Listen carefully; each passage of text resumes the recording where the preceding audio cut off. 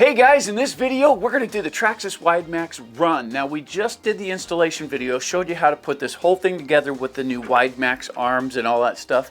And we're going to take this thing out and bash it for you to show you how well it works. Now it is winter time, it's really cold, and they say those are cold weather arms. We'll find out how that works out. We've had a lot of snow lately, but it did warm up and things melted down some.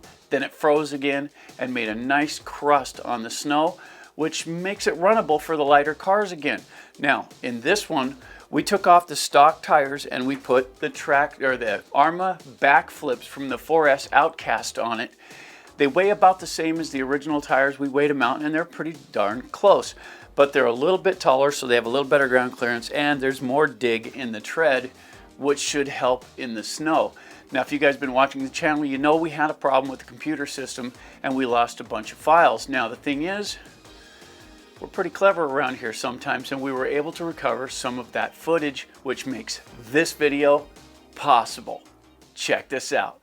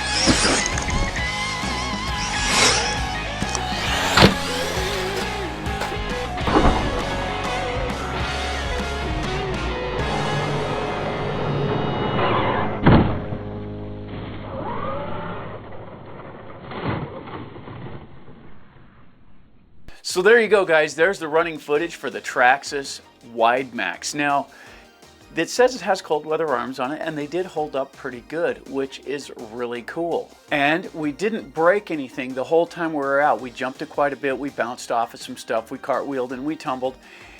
And it was really slick in places. It was really cold out. We were just freezing while we were shooting this stuff. So it was a good cold weather test. Now, these tires are pretty aggressive for the car, but in the conditions, they did work pretty good. The snow was crusty enough to where the tread could get down in there and really put a bite on the snow. So these worked pretty good for it, but it's going to handle a little bit different with the factory max tires on it. The installation was pretty easy as well. And if you don't have the money to buy the WideMaxx, but you have one of these, that kit really does help with stability. It doesn't roll quite as easy, at least in the conditions we ran it in. We're going to take this out and we're going to run it again once the snow's completely gone, and we're going to take it to the track and see how much more stable it is. Not only that, we'll run it in the yard, run some grass stuff where there's high traction, and this thing was always prone to roll in the grass. So we'll see if that improves as well, and we'll use the stock tires so you'll know what you get. This is kind of a special deal here. The time of year kind of dictated what we had to do with the tires.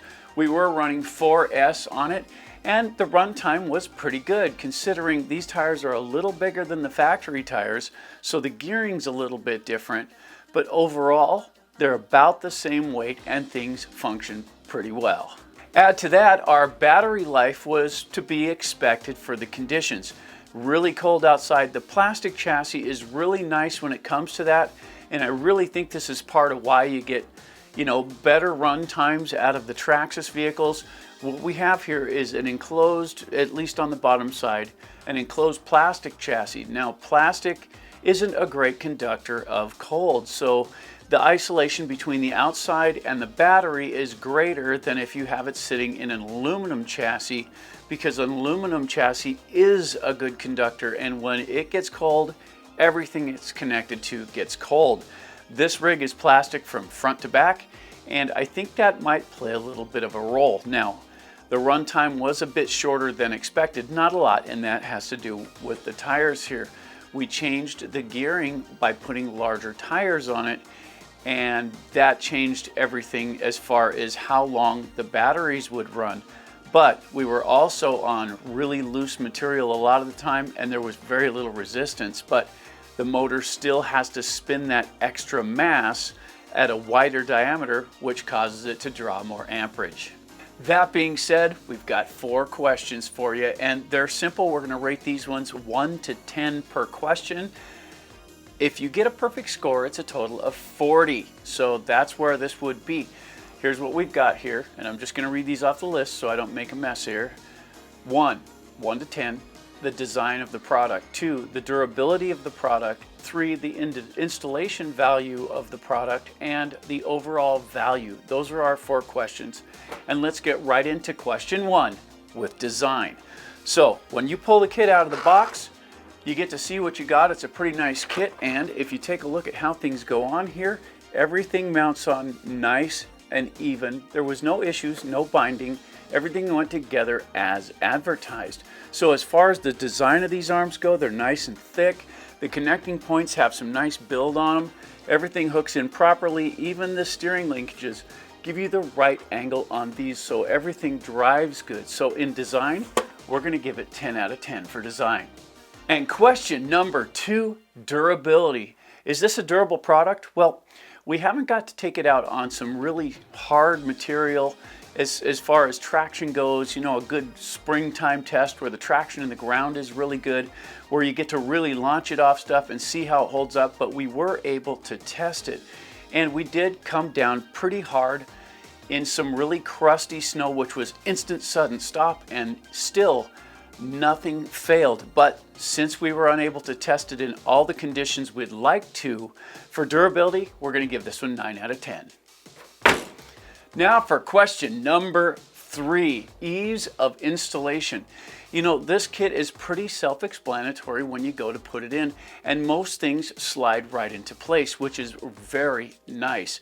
It wasn't a difficult kit to put in there, but when you change the drive lines and you have to put that extension on the drive lines, that can be a little bit tricky. And part of that is because some of the parts are so small, those E-clips, when you go to put them on the pins, and that's the part that when you do that, there is this CV up in here, right inside the wheel here. And I know you can't see it on the camera, but that's where it's located.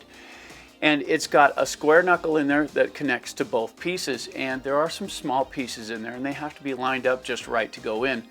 And when you clip that little E-clip on there at the outset to hold it in place, if you don't get it in right, it's going to come apart. You have to make sure and get it seated in all the way. Now that's not a big issue. Simply push it down smooth and it'll snap right in. But if you don't get it lined up right, or you have an issue or taking it apart, you can lose those little E-clips, and that is frustrating. But they do give you more just in case, and there's plenty to do the job. So the original ones still work. If you're able to get it off, save those. We were able to actually build this and never open the packet because we didn't actually lose one, bend one, or distort one getting it apart. So it went together really well. As far as the installation goes, it's not really a beginner's kit. It's more of an advanced kit for putting it together because of all the small bits and pieces and how things go and getting all the screws back in the proper placement. When you pull these screws out, if you keep them separated and keep them in the right places, I put as many back in as I can until I'm ready to reassemble, and then they're right where they go, and I don't get them as messed up as if I just put them all in a bowl and try to figure out what went where. So it's more of an advanced kit as far as that goes, but beginners can do it if they're patient and they follow the instructional video. It helps you understand how things come apart, how things go back together, and if you mind what you're doing, it's doable. But you know, if you're in the advanced category, it's going to be a lot better. As far as the kit itself for installation, if you're an advanced user, I'm going to give this one 9 out of 10. If you're a beginner, it's going to be a bit lower because there are some small bits in there that do require a certain level of patience. And question number 4, value. Is this kit worth the money? Well, let's see. We paid about $50 before tax, and we got the whole kit. We didn't have to buy anything else other than we did change the shock fluid. So if you're going to change fluids in there, you'll have to add the shock fluid as well. And it's actually a pretty good kit. Everything's in there. Everything works really good. And if you already have a Max, you might be thinking to yourself, you know, I don't need that. This thing drives fine. I thought that for quite a while myself because I did like the way it drove out of the box. It was nice, nimble. It did have a tendency to roll in the corners, but most of the 10 scale monster trucks do that because they have such a high center of gravity. But once I got the kit on and started playing with it, I realized that it does make it just that much more stable, and it didn't weaken things as the way you would expect it to. So it really makes sense as to why they came out with the new WideMaxx, or the version 2 of this car, because more stability equates to more fun. So as far as value goes, what's this worth to the car? Well, if you already own a Max, then this kit is worth 10 out of 10 for value because it's going to make that car so much more than it is. But if you have the option to buy a Max and then think about just getting the upgrade kit, that's more money you have to put on top of it when you could just get the version 2 instead. This kit is a big value if you already own a Max and you want more stability. So if you haven't already, don't forget to subscribe, like, and share, and don't forget that notification bell to stay informed of upcoming videos. You know, this isn't a job for us. We really like doing this because, well, we like doing this. One, we've been in the hobby for a good long time now, and it's one of those things that just kind of hangs with you. This is kind of, I like to tinker myself, and the guys around here do as well. So I don't really see these as toys. I don't see them as little toys to play with, although they are. I see them as small machines, and it fascinates me when you see what they can do when they shrink stuff down, the kind of power they get, the kind of speed these things are capable of, and the durability. When you can launch them as far as we do, and they just roll back to you and do it again, that is stunning. It's something that 15 years ago was unheard of. If you launched a car that time, it would come back in pieces and you'd be going to the hobby store to get replacements. Today, these cars are so much tougher because of the composites and all that stuff. It just makes a lot more excitement for us here at the channel because we get more running and less breakage, which is very cool. As far as this vehicle here goes, if you guys have one of these vehicles that you've done modifications on, or you know an easier way to get that kit installed that we put on it, please feel free to leave it in the comments down below and help others along the way. Hey guys, I'm AJ with AJ Jam Studios saying, keep bashing guys.